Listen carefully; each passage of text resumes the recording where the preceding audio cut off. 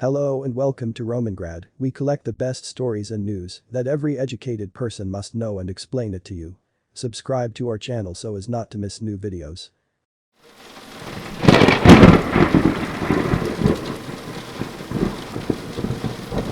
The Battle of Kursk was a Second World War engagement between German and Soviet forces on the Eastern Front near Kursk, 450 kilometers or 280 miles southwest of Moscow, in the Soviet Union, during July and August 1943.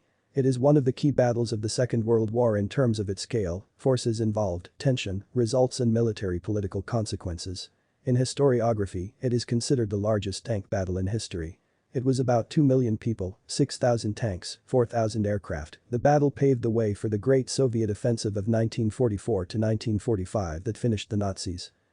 The battle began with the launch of the German offensive on 5 July, which had the objective of pinching off the Kursk salient, also known as a bulge, as a battlefield feature that projects into enemy territory, with attacks on the base of the salient from north and south simultaneously.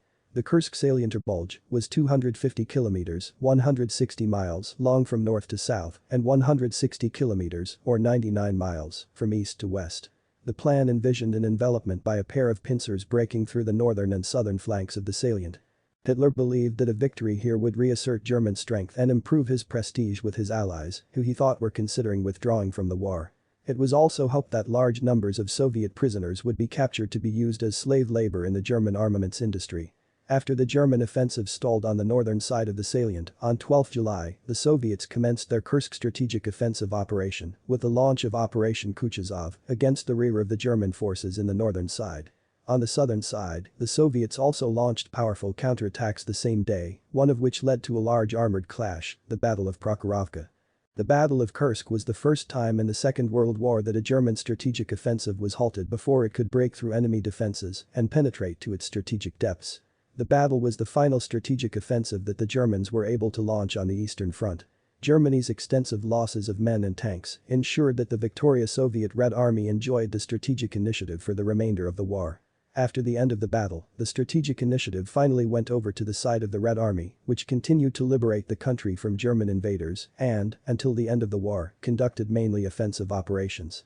Guderian, a German general during World War II who, after the war, became a successful memoirist, wrote, "With the failure of the Operation Citadel we have suffered a decisive defeat. The armored formations, reformed and re-equipped with so much effort, had lost heavily in both men and equipment and would now be unemployable for a long time to come. It was problematical whether they could be rehabilitated in time to defend the Eastern Front. Needless to say the Soviets exploited their victory to the full. There were to be no more periods of quiet on the Eastern Front. From now on, the enemy was in undisputed possession of the initiative." Though the location, plan of attack, and timing were determined by Hitler, he blamed the defeat on his general staff.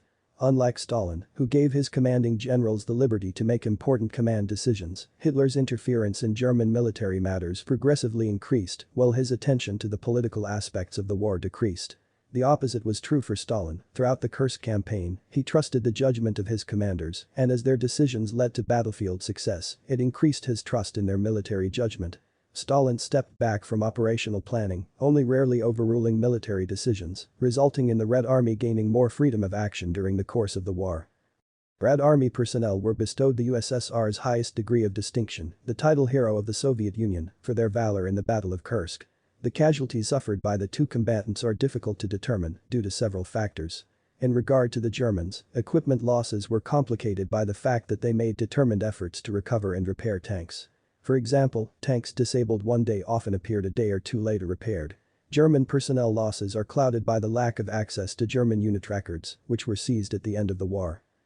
Regarding the casualties and losses, it is important to take into account that the reviews of the reports of losses show that for the Red Army, losses are taken from 5 July 1943 to 23 August 1943 or for 49 days.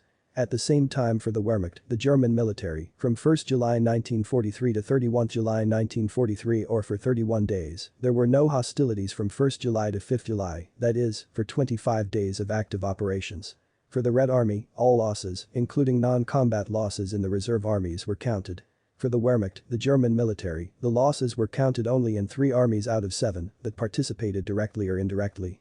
Losses in the 1st and 2nd Tank Armies, 6th and 2nd Infantry Armies, 4th and 6th Air Force Armies are usually not mentioned in the Western historiography as related to the Battle of Kursk, despite the fact they were related to. Transmitted to Moscow full information that the German offensive would begin in early July. This was the decryption of a telegram to Berlin from the German General Wykes, who was preparing a German offensive south of Kursk, in the Belgorod region. The telegram indicated exactly with what forces the Germans would launch an offensive, when, what forces would act from Orel, what would be from Belgorod, and what new equipment would be introduced. The location of German airfields was indicated. The defeat of the Germans in the Battle of Kursk facilitated the actions of the Anglo-American troops in Italy, since the Germans transferred forces from west to east.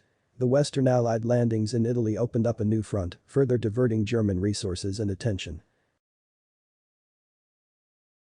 Don't forget to subscribe to the channel, like and share this video. Be well and until next time.